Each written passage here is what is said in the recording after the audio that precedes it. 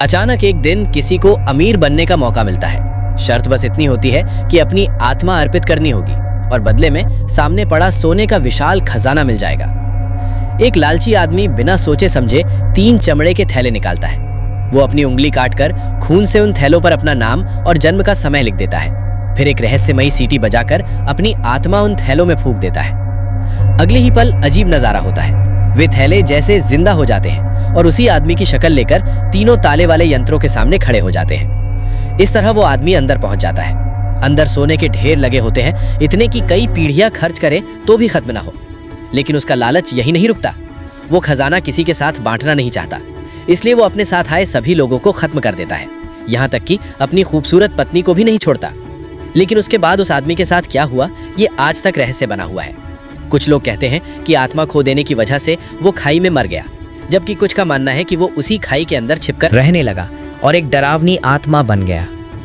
समय बीतता गया और करीब 20 साल बाद उसी इलाके में एक पढ़ा लिखा नौजवान रहता था।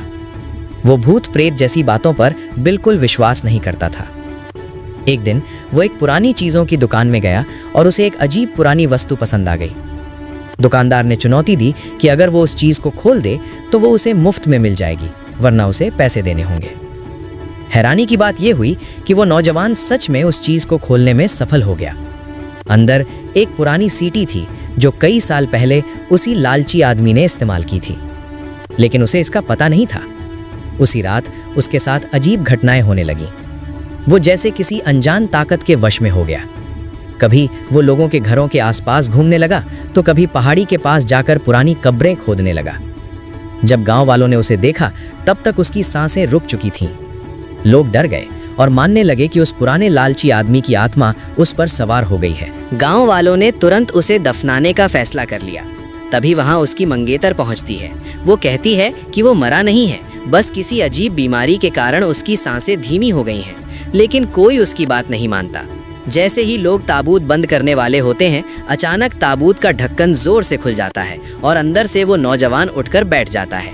ये देखकर सभी लोग डर के मारे भागने लगते हैं। कुछ लोग उसे रोकने के लिए तरह तरह के टोटके भी करते हैं, लेकिन कुछ भी काम नहीं करता। हालात बिगड़ते देखकर उसकी मंगेतर उसे लेकर वहां से भाग जाती है। वे लोग एक साधु के पास जाने का फैसला करते हैं ताकि वो इस रहस्य को समझ सके। रास्ते में उन्हें जमीन पर खून जैसे पैरों के निशान दिखाई देते हैं। उनके साथ चल रहा दोस्त उन निशानों को सूंघकर पता लगाने की कोशिश करता है कि मामला क्या है, लेकिन अचानक उसका व्यवहार बदल जाता है और वो जैसे किसी जंगली जानवर की तरह अपने साथियों पर हमला करने लगता है। तभी उन्हें पास में एक लोमड़ी दिखाई देती है। शक होने पर वे उसे पकड़ लेते हैं और जैसे ही लोमड़ी पकड़ी जाती है, उनका दोस्त भी सामान्य हो जाता है। बाद में पता चलता है कि उन पैरों के निशानों पर लोमड़ी का पेशाब पड़ा हुआ था, जिसकी गंध से उसका दिमाग चकरा गया था। उन्हें रास्ते में 3 ताबूत दिखाई देते हैं। दोनों को शक होता है कि शायद उनके साथी उन्हीं के अंदर हों। वे तुरंत ताबूत खोलकर देखने लगते हैं, लेकिन अंदर सिर्फ बेहोश पड़ा उनका दोस्त मिलता है। उनकी साथी लड़की वहां नहीं होती। वे घबराकर इधर उधर खोजने लगते हैं। तभी उन्हें पता चलता है कि जिन पेड़ों से ताबूत बंधे हुए हैं वे सब सूखे पड़े हैं। ऐसा लगता है जैसे जमीन के नीचे कुछ छिपा हुआ है, क्योंकि बिना वजह पेड़ सूखना मुमकिन नहीं।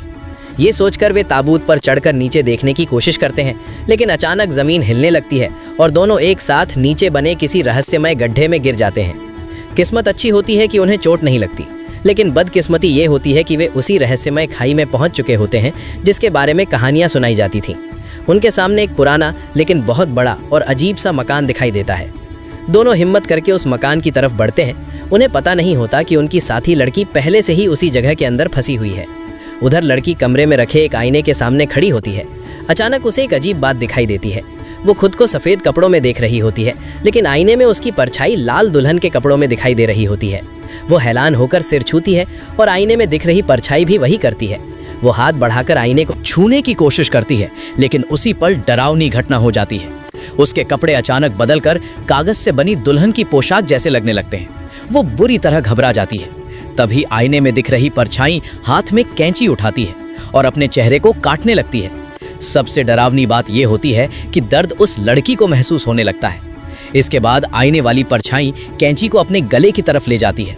लड़की डर के मारे पास पड़ी चीज उठाकर आईना तोड़ देती है और किसी तरह खुद को बचा लेती है।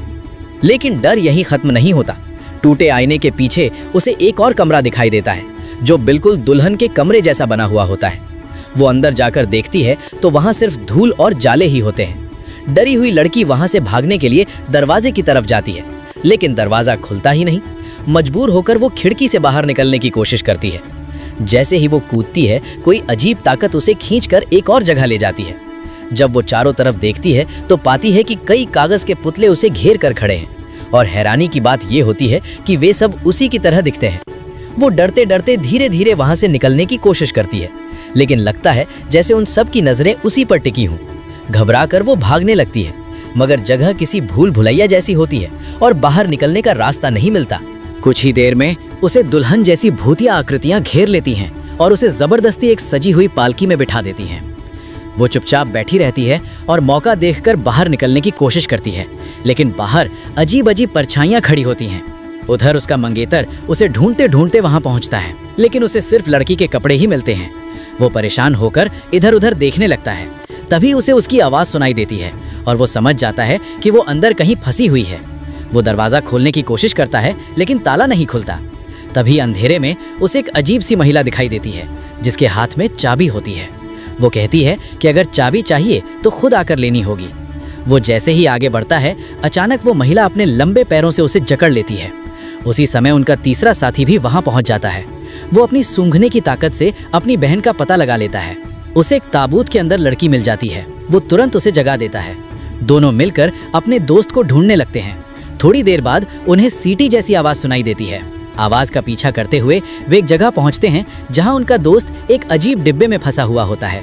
दोनों मिलकर उसे बाहर निकालते हैं और किसी तरह उसे बचा लेते हैं। कुछ देर बाद तीनों शांत होकर सोचने लगते हैं कि आखिर उनके साथ ये सब हुआ क्यों। तभी उन्हें एक कागज का पुतला मिलता है जो बिल्कुल उनके दोस्त जैसा दिखता है।